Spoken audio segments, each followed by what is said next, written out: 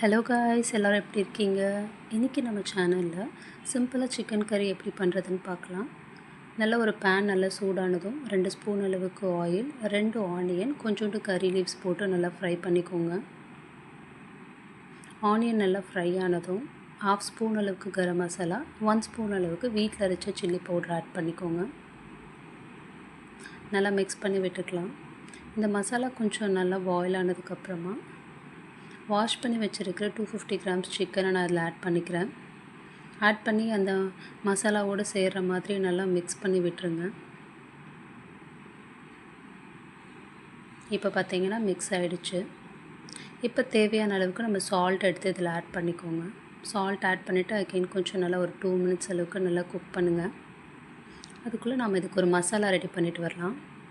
இப்போ நான் ஒரு ஜார் எடுத்திருக்கேன். இதில் 3 பல் அளவுக்கு பூண்டு, கொஞ்சம் ஜிஞ்சர், 2 பழுத்த தக்காளி, ஒரு 1/4 ஸ்பூன் அளவுக்கு சோம்பு ஆட் பண்ணியிருக்கேன். இது நல்லா மையாக அரைச்சிக்கோங்க. நான் அதை தண்ணியே விடாமல் நல்லா வெறும் இந்த தக்காளி சாறுலேயே நல்லா அரைஞ்சி வந்திருக்கு பார்த்திங்கன்னா. இதை இப்போ நம்ம சிக்கனில் ஆட் பண்ணிக்கோங்க. ஆட் பண்ணி எகைன் நல்லா கிளறி விட்டுருங்க. நல்லா கிளறி விட்டிங்கன்னா இது சிக்கன் ஃபுல்லாக நல்லா மிக்ஸ் ஆகும். இது நல்லா கொஞ்சம் எண்ணெய் பிரிஞ்சு வர அளவுக்கு நல்லா வேகட்டும். இப்போ வாட்டர் எதுவும் ஆட் பண்ண வேணாம். அந்த மசாலா கொஞ்சம் நல்லா சிக்கனோட மிக்ஸ் ஆகட்டும். இப்போ எண்ணெய் பிரிஞ்சு வந்ததும் தேவையான அளவுக்கு நல்லா சிக்கன் முழுகிற அளவுக்கு வாட்டர் ஆட் பண்ணிக்கோங்க. ஆட் பண்ணிவிட்டு நல்லா கொதித்ததும் உப்பு செக் பண்ணிவிட்டு ஒரு மூடி போட்டு லோ ஃப்ளேமில் ஒரு 10 மினிட்ஸ் குக் பண்ணுங்கள்.